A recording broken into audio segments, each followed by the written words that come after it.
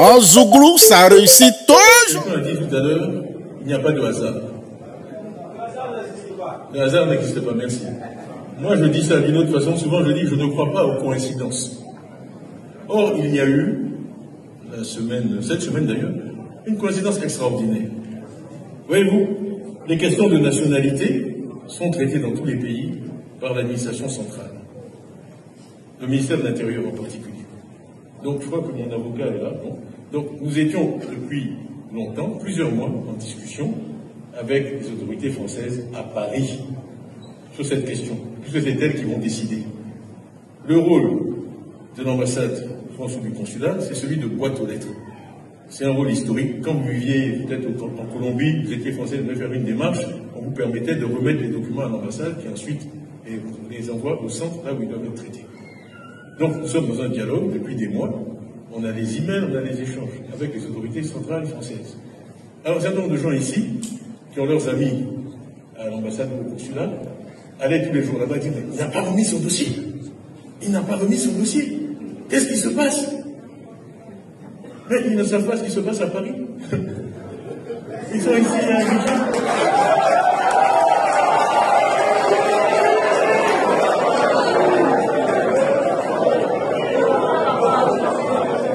Un dossier qui prend des mois à être confectionné, on va à la boîte aux lettres.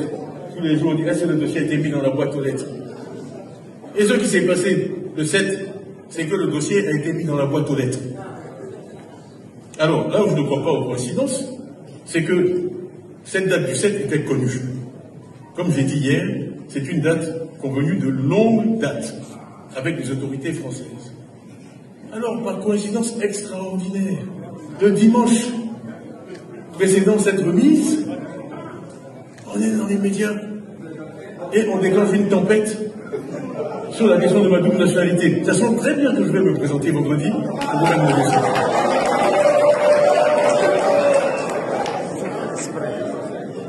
Et on dit, c'est parce que j'ai parlé dimanche qu'il est allé remettre son dossier vendredi.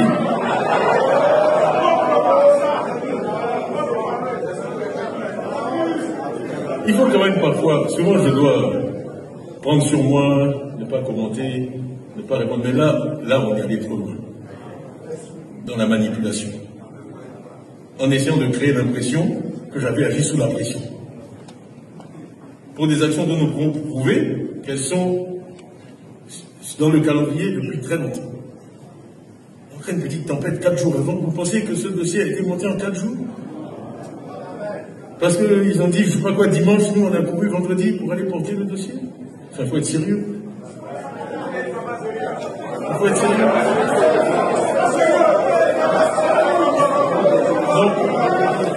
Donc, tranquillisez-vous. Tranquillisez-vous, et ce n'est pas la dernière manœuvre. On sera exposé à bien pire que ça, c'est pour ça que j'en parle.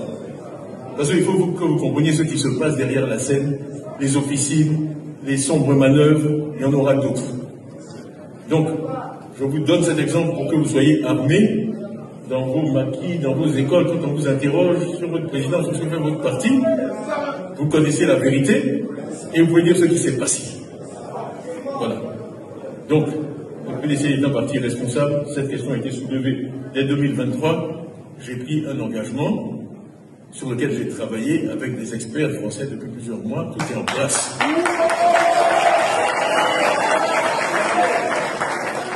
Et aussi mes collaborateurs, Bredoumi, Blessy, qu'on voit aux Gémonies, et que je salue. Donc je salue le courage ici.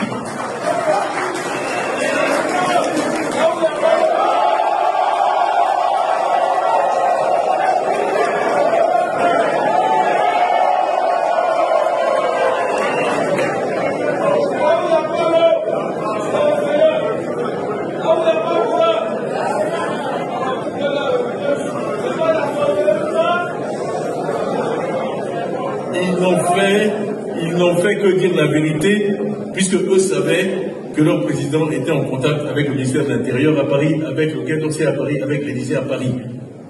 Donc ils étaient sereins. Et c'est ce qu'ils ont dit. Voilà. On s'arrête là. En Zouglou, ça réussit toujours.